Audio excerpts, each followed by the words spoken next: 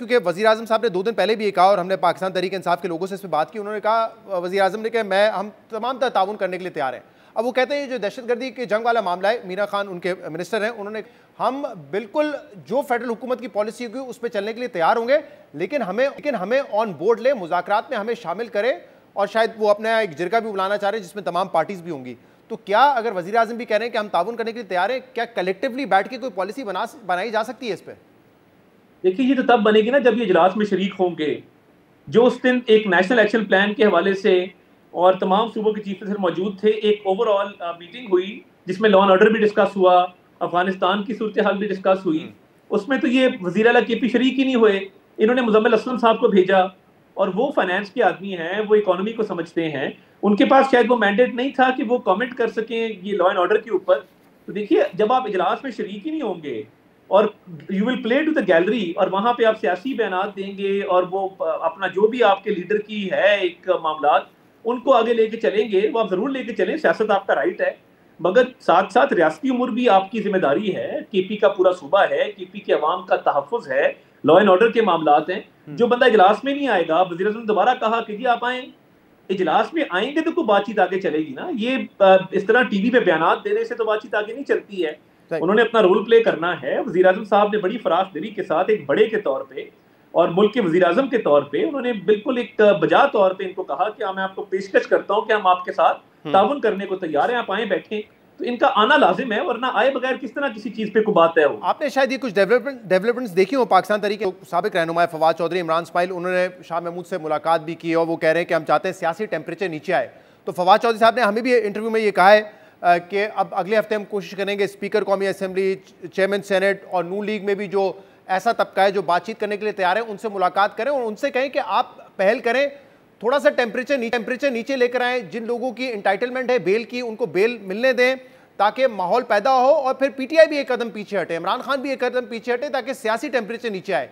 तो अब ये जो इमरान इस्माइल, फवाद चौधरी साहब नून लीग के लोगों से मिलने के लिए ख्वाहिशमंद है, क्या नून लीग मुलाकात करेगी और इस इशू पे बात करने के लिए तैयार हैं आप लोग? देखिए, मैं तो ये समझता हूँ कि बिल्कुल बातचीत करनी चाहिए और ये सियासी लोग हैं, वो फवाद चौधरी हो, वो शाह महमूद कुरैशी साहब हो, जिन्होंने सियासत ग्रास रूट लेवल से देखी है और सियासत के दाव पेच को समझते हैं, सियासत का उतार चढ़ाव समझते हैं। तो मैं ये समझता हूँ कि ये बड़ा खुशाइंद है अगर ये उन्होंने बयान दिया है। मगर मैं ये कहना चाहता हूँ कि जो कोर्ट के मामलात हैं वो तो लीगल मामलात हैं, वो अदालतों के अंदर हैं, उसमें तो कोई इंडिविजुअल कोई रोल नहीं प्ले कर सकता। मगर सियासी टेम्परेचर को नीचे लाने के लिए बातचीत होनी चाहिए, पहले भी हुई थी, अब भी होनी चाहिए। और मैं इस बयान को वेलकम भी करता हूँ और हमारी पार्टी के अंदर भी ये सोच पाई जाती है कि ये टेम्परेचर नीचे आए और एक सियासत जो है वो तहजीब और तमद्दन के दायरे के अंदर हो, कुछ तावन हो विद रिगार्ड टू जो हाउसेज ऑफ पार्लियामेंट हैं और जो रोजमर्रा की एक्टिविटी है। साहब, आपको पता है मामला तो ऐसे आगे नहीं बढ़ेंगे अगर आप हर चीज में जेल सुपरिटेंडेंट को आगे कर दे कि नहीं उसका इख्तियार है, नहीं बेल सिर्फ अदालती मामलात हैं, तो फिर तो डेडलॉक हो जाएगा ना। क्योंकि वो कह रहे हैं कि इस सूरत में बात आगे बढ़ सकती है जब जो इंटाइटलमेंट है लोगों की वो उनको हकूक मिले, चाहे इमरान खान को मुलाकातों के हकूक हैं वो मिलने चाहिए, तो ही बात आगे बढ़ेगी। फिर पीटीआई को हम कहेंगे कि एकदम पीछे हटे। आपको भी पता है कि मियां साहब के जब लंदन में थे, यहाँ पे एक जुडिशरी का मामला था, रिलीफ नहीं मिल रहा था, बाद में जब रिलीफ मिलने का टाइम आता है तो बड़ा तेजी से मिलना शुरू हो जाता है। तो बिल्कुल ठीक है, अदालती फैसले हैं, लेकिन कहीं ना कहीं इदारों का, एग्जीक्यूटिव का इसमें किरदार होता है। देखिए, मैं ये समझता हूँ कि बातचीत का आगाज तो हो, बाकी जो डिटेल की बातें हैं वो तो ऑब्वियसली कानून के मुताबिक होनी है, आइन के मुताबिक होनी है। मुलाकातें भी देखिए कानून के मुताबिक होती हैं, फैमिली की, वकला की, तो वो तो कानूनी चीजें हैं। मगर मैं ये समझता हूँ कि बातचीत एक अच्छी चीज है, उसमें क्या डिटेल्स तय होती हैं वो तो वक्त बताएगा और वो मिलने जुलने से ही तय होंगी और वो कानून और आइन के दायरे के अंदर होंगी। मगर मैं ये समझता हूँ कि एक स्टार्टिंग पॉइंट जरूर होना चाहिए और इस बातचीत को मैं खुशाइंद समझता हूँ कि ये एक अच्छी चीज़ है। ठीक है। इसके अलावा आज पीटीआई ने एक प्रेस कॉन्फ्रेंस की है और उसमें उन्होंने ये कहा है, पीटीआई खैबर पख्तूनख्वा की जो मिनिस्टर्स हैं उन्होंने, कि जो 9 मई को हमले हुए जिनमें रेडियो पाकिस्तान पेशावर पर भी हमला हुआ, उसकी इंक्वायरी कमीशन तश्कील दी जाएगी और कह रहे हैं कि पहली काबीना की जो हमारी मीटिंग होगी उसमें हम ये गोट दे देंगे, हाई कोर्ट को भी कहेंगे, और वो नहीं करते तो फिर एग्जीक्यूटिव खुद से इंक्वायरी कमीशन बना लेगा, क्योंकि वो कह रहे हैं कि हमारे खिलाफ एक ट्रैप, ठीक है, पीटीआई को इसमें फंसाया गया है। अब रेडियो पाकिस्तान ऑब्वियसली आपके जुरिस्डिक्शन में आता है, यानी आपकी वजारत के अंडर है, तो इंक्वायरी हो जाए, अच्छी बात है, पता चल जाएगा। आप इसके हक में हैं?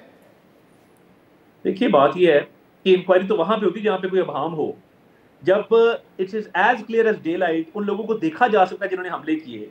आग लगाई, जलाओ घेराव किया, वैंडलिज्म किया, कानून को तोड़ा, जिन्होंने कैप्टन कर्नल शेर खान शहीद के मुजस्मे की बेहुरमती की, वो लोग देखे जा सकते हैं, पहचाने जा सकते हैं, दे आर आइडेंटिफाइड। ये जब इंक्वायरी की या कमीशन की बात करते हैं तो ये इसमें अभाम पैदा करना चाहते हैं, ये अपनी मर्जी का उसके अंदर आंसर लाना चाहते हैं और उस मर्जी की आउटकम उससे अखज करना चाहते हैं। ये बिल्कुल क्लियर मैटर है, क्रिमिनल केस की इंक्वायरी की ना जरूरत है और ना हो सकती है, क्योंकि क्रिमिनल ट्रायल के दौरान इंक्वायरी की इजाजत ही नहीं कानून के मुताबिक। ये कानून पढ़ते नहीं है। उस दिन भी इन्होंने एक बात कर दी थी, कोलैटरल डैमेज। भाई आप एडिंग एंड अबेटिंग तो देखें कि जो लोग पनाह देते हैं दहशतगर्दों को और जो उनको प्रमोट करते हैं, सपोर्ट करते हैं, वो उतने ही उस जुर्म में शरीक हैं एडिंग एंड अबेटिंग के। तो ये मेरा ख्याल है कानून पढ़ते नहीं हैं और इस तरह की सियासी स्टेटमेंट दे देते हैं। ये लीगल बात है, पॉलिटिकल बात नहीं है। कह रहे कि इंक्वायरी की इसलिए जरूरत है क्योंकि बहुत सारी चीजों पे वो कहते हैं कि हमें ट्रैप किया गया। इमरान खान पहले ही कह चुके हैं कि फुटेजेस हमें चाहिए, सीसीटीवी फुटेज का है। ये सारी चीज मंजर आम पर आ जाएगी, पता चल जाएगा कि हमारा कितना कसूर है कितना नहीं है।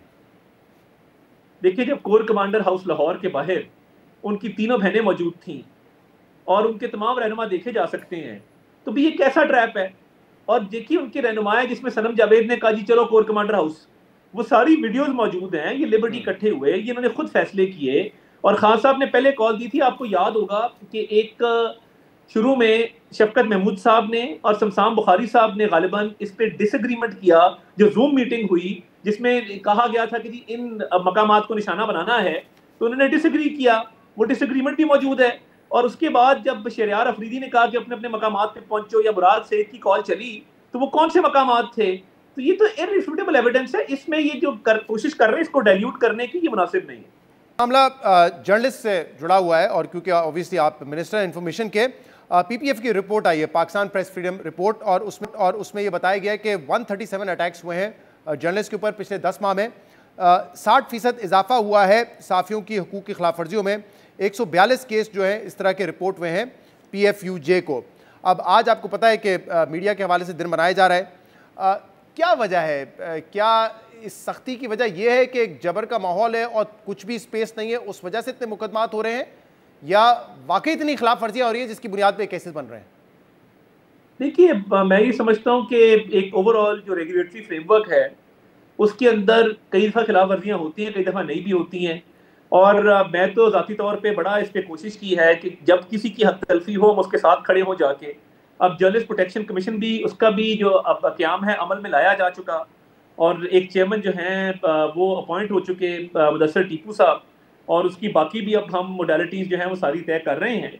तो आई एश्योर यू कि किसी जर्नलिस्ट की हक तलफी नहीं होगी, और हमारी कोशिश होगी कि जो सहाफ़ी हैं पाकिस्तान में, वैसे तो कई मिसालें दी जा सकती हैं, लेकिन मतीउल्लाह जान साहब का एक बड़ा प्रोमिनेंट केस है, उनको आइस का केस डाल के उनके ऊपर कार्रवाई हो रही है इस वक्त। मेरे ख्याल से आप भी वाकिफ़ होंगे, उनकी सहाफ़त से आप अग्री करें डिसअग्री करें वो एक अलग मामला है, लेकिन एक रेप्यूटेबल साफ़ी हैं, वो एक क्रेडिबल साफ़ी हैं। आइस का मुकदमा सेंस नहीं बनती कि उनके ऊपर आइस का मुकदमा डाल के उनको जो है उनके ऊपर कार्रवाई की जा रही है इस वक्त। तो कौन खड़ा हुआ है? जिसने मुकदमा दर्ज किया, ये तो उनको पूछेंगे कि जी ये क्यों दर्ज हुआ, कैसे हुआ। अब ये कोर्ट में है और कोर्ट से इसका कोई ना कोई फैसला आ जाएगा। मतीउल्लाह जान साहब को मैं भी जानता हूँ पिछले तकरीबन कोई, आप कह रहे हैं कि हम भी उनकी हेल्प के लिए जाते हैं, हम भी देखते हैं, तो हुकूमत ने क्या अब तक इनिशिएटिव लिया है कि उनसे पूछें जाके क्या मामला है, या फिर अदारों से पूछें? अभी तक देखिए ना उसमें कोई फर्दर प्रोसिक्यूशन हुई, ना उनकी कोई दोबारा गिरफ्तारी के लिए कोई मामला हुआ। उस मुकदमे के दर्ज होने के बाद फर्दर एक्शन कोई नहीं लिया गया। अभी कोर्ट में है तो इसका कोई ना कोई आउटकम निकल आएगा। मेरा कहने का मकसद ये है कि देयर इज नो प्रोसिक्यूशन, उनको कोई खतरा नहीं है, उनकी कोई अप्रीहेंशन नहीं है, फिलहाल उनको गिरफ्तार नहीं किया गया, उनकी बेल नहीं कैंसिल हुई। तो मैं ये समझता हूँ कि इसका कोई ना कोई आउटकम निकलेगा। इसका इंतजार होगा, फिर आप कहेंगे देखिए तो अदालती मामले, हम कैसे इंटरवीन कर सकते हैं। अगर तो इस किस्म का आपको भी लगता है कि क्रेडिबल सहाफियों इस पे झूठा केस बना हुआ है या केस में कुछ झोल है, तो फिर ऑलरेडी चेक हो सकता है ना ये चीज़। तो देखिए बहुत सारे केसेस हैं। अभी पीछे RIUJ का एक केस हुआ और वो मेरी इवन डोमेन नहीं था, मगर RPO साहब ने मेहरबानी की, हमने उनको जब बुलाया नेशनल प्रेस क्लब में जो है वो बैठ के सुलह करवाई और माजरत की। और जिस पुलिस वाले ने वो एक्शन लिया था तारिक विर्क साहब के खिलाफ, जो सदर हैं RIUJ के, उसको सस्पेंड किया गया, उसकी पोजीशन से हटाया गया और उनकी प्रॉपर जो है वो दादरसी की गई। हमने बहुत सारे केसेस के अंदर रिजॉल्व किया है इश्यूज को आपस में बिठा के अफाम तफहीम से, और जहां किसी जर्नलिस्ट की डिमांड रही है कि जी मेरे साथ ज्यादती उसको हटाया जाए। लेकिन देख रहे हैं एक मामला आता साहब, क्योंकि हमने आपस में भी बैठ के डिस्कस किया है, इसको टीवी पे भी डिस्कस किया है, वो पीका का था। अब पीका के तहत आप लोगों ने कहा कि देखिए हम जो साइबर क्राइम है उसको कंट्रोल करेंगे, उसके तहत NCCI का इदारा बनाया गया, और फिर आपने देखा कि उनके 6 एहलकार इस वक्त अरेस्टेड हैं क्योंकि उन्होंने ब्लैकमेलिंग शुरू कर दी थी, रिश्वत लेना शुरू कर दी थी। अच्छी बात है कि FIA ने उनको गिरफ्तार किया है, लेकिन फिर सवाल ये पैदा होता है कि जब आप इतने एब्सोल्यूट पावर्स दे देते हैं तो फिर आपको पता है कि एब्सोल्यूट पावर करप्ट्स पीपल, और यही नजर आ रहा है कि फिर वो अपने इख्तियारात का नाजायज इस्तेमाल करते हैं। नहीं, मैं तो ये समझता हूँ कि उस कानून में ये गुंजाइश थी कि जैसे ही किसी अफसर ने भी खिलाफ वर्जी की या अब्यूज ऑफ पावर किया, वो निर्गे में आया और वो गिरफ्तार हुआ। Otherwise when was the last time आपने देखा हो कि साइबर क्राइम की किसी एजेंसी का कोई अफसर गिरफ्तार हुआ हो? तो मैं ये समझता हूँ कि इस कानून के अंदर गुंजाइश मौजूद थी कि उस कानून के अंदर कभी भी अगर लूप होल होगा तो ये पकड़े जाएंगे। और मैं देखिए सारी दुनिया के सामने उनको गिरफ्तार भी किया गया, उनके खिलाफ कार्रवाई भी चल रही है। तो ये सिस्टम की शफाफियत है। और उस लेकिन कानून ये का इसका नतीजा भी तो है ना कि कि उनको उसके ये अंदर पावर दिए गए थे, मौजूद थी। इसलिए वो फिर लोगों को हरास कर रहे थे। नहीं, मैं यही तो कह रहा हूं कि अगर देखें बाकी भी कानून है ना, अगर अब्यूज ऑफ पावर थी तो अब्यूज ऑफ पावर फौरी डिटेक्ट हुई, डिटेक्ट होने के बाद वो उस कानून के शिकंजे में आए, गिरफ्तार हुए और उनके खिलाफ कार्रवाई चल रही है। अगर वो अब्यूज ऑफ पावर अनचेक्ड होती तो फिर आप जरूर गिला करते, मगर मेरा तो स्टांस बड़ा क्लियर है कि अब्यूज ऑफ पावर डिटेक्ट करना फौरन और उनको गिरफ्तार करना और कार्रवाई करना, वो फौरी सब तमाम चीजें जो की गई।